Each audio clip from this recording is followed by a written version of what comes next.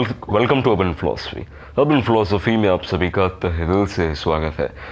मैं ये वीडियो थोड़ा शॉर्ट रखूँगा और ये काफ़ी अनस्क्रिप्टेड वीडियो है क्योंकि considering the urgency of the situation, ठीक है। तो आपको सोनम वांगचुक वाला जो पूरा सिनेरियो है वो तो पता रहेगा, ठीक है। तो अब मैं उसके ऊपर ज़्यादा बात नहीं करूँगा, कौन सही है कौन गलत। We urban philosophers stay very far from politics and religion, ठीक है। तो मेरा कहने का मतलब ये है कि इतिहास ने हमको इसकी एक झलक दिखला देती है ऑलरेडी, ठीक है। It gave us a glimpse of the future in the history. मैं बात करने वाला हूँ सोक्रेटिस की। अब सोक्रेटिस कौन था, क्यों था, उसके ऊपर एक डेडिकेटेड वीडियो आएगा। सोक्रेटिस एज ऑफ नाउ मैं आपको बता देता हूँ, वो एक ग्रीक फिलोसोफर थे, ठीक है। और उनके ऊपर यूथ को, मतलब युवा को करप्ट करने का चार्जेस लगाया गया था उनके टाइम पे। वो थे तो फिलोसोफर और वो सबको प्रश्न करना, मतलब सवाल करना सिखा रहे थे, फिलोसफी से अवेकन कर रहे थे, ठीक है। तो आसपास के लोगों को सहन हुआ नहीं है, तो उनके ऊपर ट्रायल कर दिया गया and ultimately he was found guilty in the trial. Socrates trial करना, सर्च आप गूगल पे, and he was executed by giving him milk of हेमलक। हेमलक एक जहरीला क्या बोलते हैं उसको, जहरीली वनस्पति होती है, ठीक है। सो ही अल्टीमेटली डाइड। अब सोनम वांगचुक की सिचुएशन कैसे सिमिलर है, और मेरा मैसेज सोनम वांगचुक जैसे लोगों को, क्योंकि वांगचुक भाई तो रुकने वाले हैं नहीं, I don't think so he will stop, but to people like him my message is that do not ever ever die for ignorant people. अब इग्नोरेंट पीपल की बातें करें और सोक्रेटिस की एक केव एलिगोरी हमें ना याद आए तो व्हाट इज द मैटर, ठीक है। अब प्लेटो करके एक और फिलोसोफर थे, उन्होंने सोक्रेटिस और सोक्रेटिस के एक स्टूडेंट ग्लॉकन, उन दोनों का एक संवाद रिकॉर्ड किया था जिसका नाम है द केव एलिगोरी। एलिगोरी मतलब एक मेटाफोरिकल रिप्रेजेंटेशन समझ लो, ठीक है। एलिगोरी का मतलब ये होता है। तो अब केव एलिगोरी में सोक्रेटिस का मतलब क्या था उसमें, मतलब सोक्रेटिस क्या समझाना चाहते थे अपने स्टूडेंट ग्लॉकन को और हमको। वो समझाना चाहते थे कि इग्नोरेंट लोगों को कभी मत जगाओ, never try to awaken people who are deep in sleep, ठीक है। तो अब केव एलिगोरी मैं आपको बताऊंगा कि क्या है। तो केव एलिगोरी में बचपन से कुछ लोग, मतलब जन्म से बचपन से कुछ लोग एक केव में बंधे हुए हैं। उनके हाथ पैर बेड़ियों से बंधे हुए हैं, उनकी गर्दन भी बेड़ियों से बंधी हुई है और वो सिर्फ सामने की ओर देख सकते हैं। अब केव का पूरा जो स्ट्रक्चर है वो ओके, तो जो केव का जो पूरा एक स्कीमेटिक डायग्राम है, मैं ऊपर ऊपर से समझा देता हूँ। वैसे तो थोड़ा कॉम्प्लिकेटेड है, लेकिन मैंने सिंपली थोड़ा एक डायग्रामेटिक ड्राइंग किया है।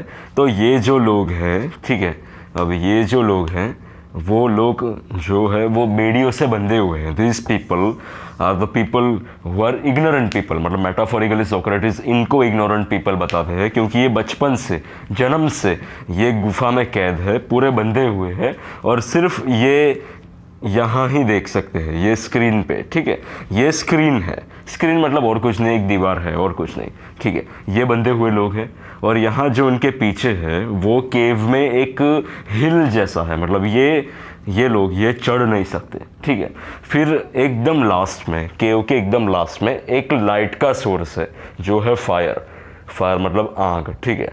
तो वहाँ से लाइट आती है और यहाँ जो हिल टॉप पे वो बाहर के लोग, मतलब केव के बाहर के लोग पपेट चलाते हैं, पपेट शो करते हैं, ठीक है। तो दीज आर पपेट्स।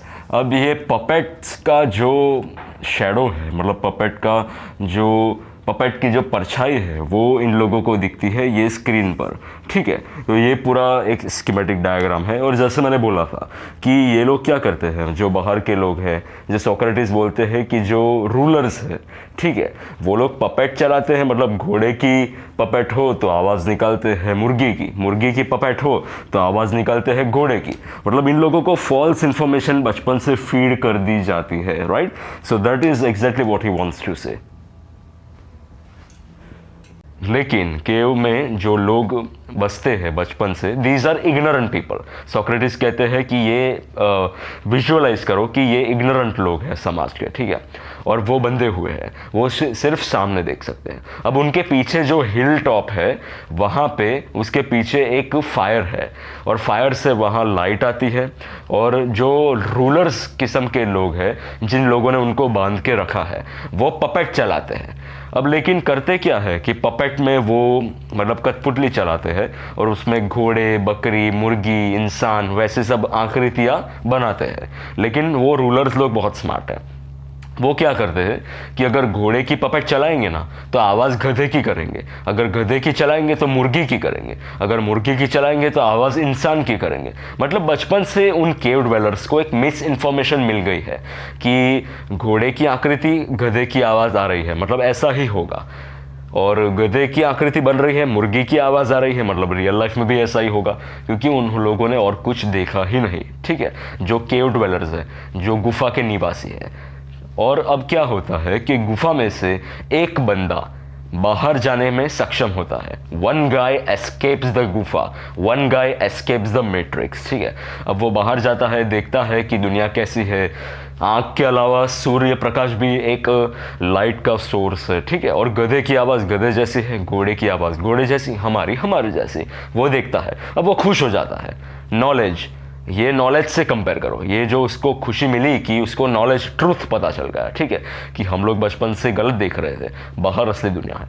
अब वो जाता है वापस अपने केव में, वो सबको बताता है कि नहीं नहीं, गधे की आवाज़ गधे जैसी है, हम लोग जो बचपन से देखते हैं वो गलत है।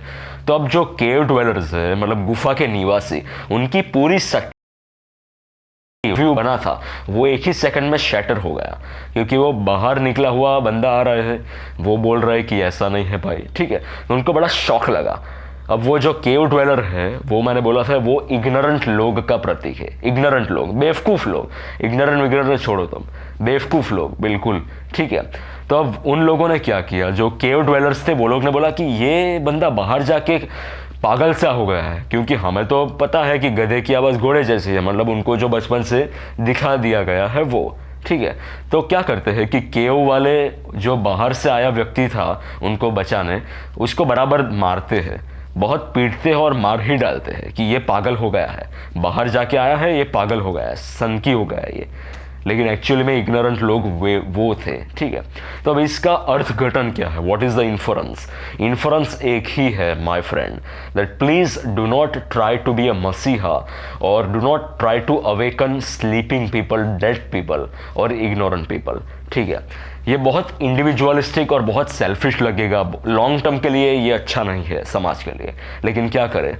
और Sonam Wangchuk ji, if he watches this video or any follower of his watches this video, so please do not die for ignorant and dead people, ठीक है। That is the message. See you again. Subscribe for more such videos.